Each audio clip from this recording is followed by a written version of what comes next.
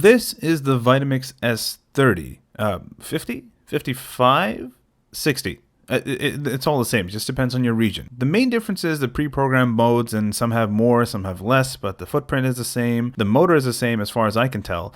But the main idea is to take the blade off of the 40-ounce pitcher and place it on the 20-ounce to-go cup, blend, put on a lid, and you're good to go with one less thing to clean. In theory, a very good idea for those of us with limited counter space, but when you're spending $300 to $350 US on a blender, you want to make sure it blends better than your $50 to $100 Hamilton Beach or Ninja blender, which is also a blender but just doesn't have a Vitamix logo on it. Now, as I mentioned, the right side of the dial is the 1 to 10 power level, but on the left side you have the pre-programmed buttons, which is really what this is all about. In this case, power blend, smoothie, and pulse. And all you have to do is select your setting and press the dial to start. Now I'm going to do a very basic blend test that really any Vitamix worth its weight in, well, ice should be able to do. I'm going to blend a cup of ice. Now this is straight out of the freezer, cubed ice with nothing special done to it. As you can see, I'm in the manual setting and I start on level 1. Slowly ramp it up, and at this point, this thing is pretty much done. The higher I go, the more it vibrates and starts to dance on the countertop, and again, it's not crushing any more ice at this point. And as soon as I take off the lid, you can see solid cubes of ice that have not been crushed. The blade hasn't touched them. It probably just jammed up or got stuck up there somewhere. So that to me is a fail for a very simple and basic blender efficiency test. Again, remember, you're spending close to $300 to $350 US on this thing, so it's not one of those cheap $100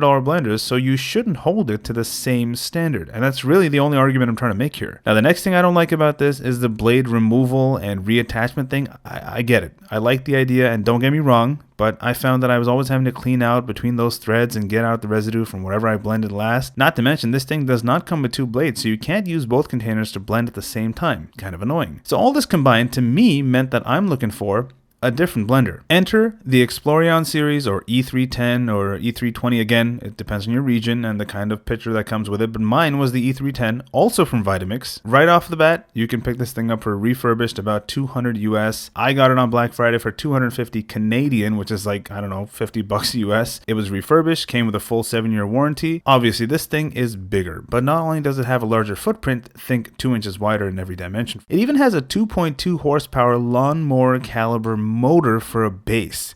Also, obviously, significantly larger, low-profile 64-ounce pitcher, which makes the whole unit about 4 inches taller roughly than the smaller blender I'm comparing it to. So keep that in mind if you're going for this thing and you have lower cabinets. Now, there are no pre-programmed modes, so it's all manual. Left side switch controls pulse, right side switches it on and off, and you have a dial in the center from 1 to 10, just like the other one. Now let's repeat that same ice crush test with another cup of ice. I'll start off in manual on level 1, and right away you can see how this ice has more room to move around and is getting all mixed up in the pitcher so the blades don't miss anything. And let's face it, 2.2 horsepower is enough to blend literally anything. And sure enough, a few seconds later, there you have it. I turn this thing off, there's no cubes of ice, just snow. So the main takeaway here is not to necessarily buy the e310. I'm just saying that steer clear of the S30, 50, 55, or whatever the hell they're calling it. It's just not worth the money, in my opinion. Unless you're just blending it for some light veggies or some liquids for a smoothie, a couple of ice cubes, maybe you'll be fine, but then don't spend $350 on a blender to do some basic stuff like that. Now, if you'll excuse me guys, I've got some blending to do.